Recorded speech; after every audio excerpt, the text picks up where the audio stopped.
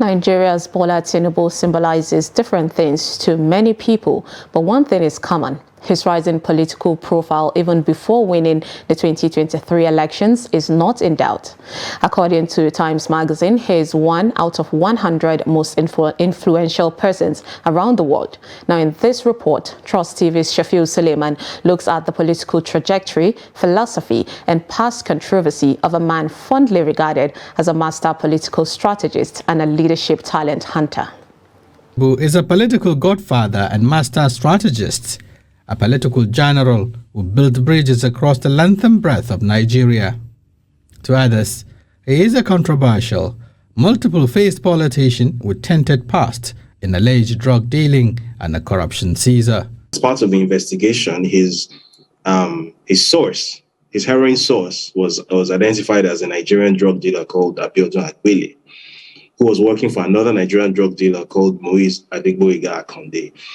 And in the process of unraveling how they ran their business, transporting heroin from Nigeria to Chicago en route Indiana, how the money was moved, then a certain Bola Ahmed TINUBU was brought into the picture by the investigating agencies, which were the IRS and the FBI. But some will also regard him as one of the pro-democracy activists that put their lives on the line to send soldiers back to the barracks, entrenching democratic ideals in the country. To his credit, Lagos State thrived in the face of suffocating financial blockade by former President Olusegun Obasanjo to become the 5th largest economy in Africa. He successfully captained the ship of the southwestern state in his 2 consecutive terms, as he nurtured a competent and versatile team of lieutenants to set the pace for a modern-day Lagos. His political ideology and philosophy were said to have been rooted in sound progressive ideals of building a more democratic Nigeria with a robust economy that provides sufficiently for all. But in spite of his unprecedented achievements in the political arena, TINUBU has come under heavy criticisms courtesy of his tainted past.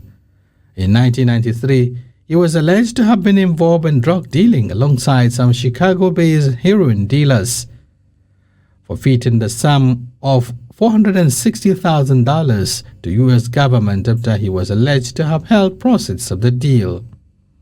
Though cleared along with 2 other governors, TINUBU and the then 2 governors were accused in 2009 by the EFCC of abuse of office, corruption and laundering of proceeds of the sale of the defunct B-Mobile shares. In another breath, TINUBU was also accused of operating separately 16 illegal foreign accounts by the Code of Conduct Bureau. This is in addition to uproar generated by the citing of bullion bans at his residence in the build-up to the 2011 election. I don't work for government. I'm not in agency of government. And let anybody come out to say I've taken any contract from the government of President Muhammad Buhari, APC, in the last 5 years. They should prove it. I'm on my own. And I'm committed to my party.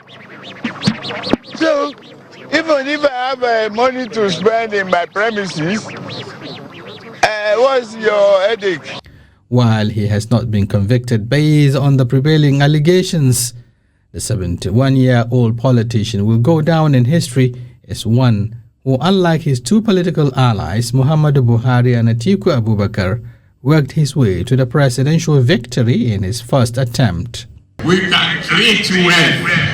We will create wealth. We will turn Nigeria hand. It will be our Eldorado. God bless you. God bless you. His road to presidential victory was laden with perceived in-house political landmines, which he was able to navigate through courtesy of his mastery of the nation's political terrain and intrigues. As he fulfills his lifelong ambition of becoming Nigeria's president, concerns remain on his ability to deliver on the mandate and implement his key promises of renewing the hopes of the citizens. Shafiu Suleiman, Trust TV News, Abuja.